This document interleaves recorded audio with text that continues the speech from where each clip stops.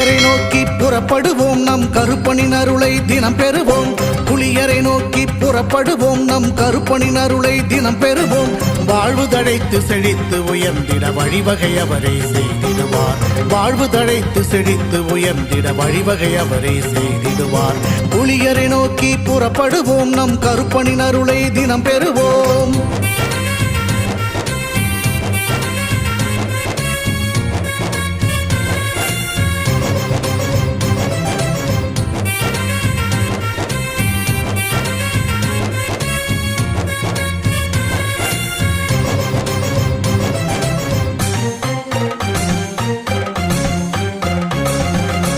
அல்லும் பகலும் அலைந்தேன், விதி அழைத்திடும் பாதையில் பயணம் தினம் செய்தேன்.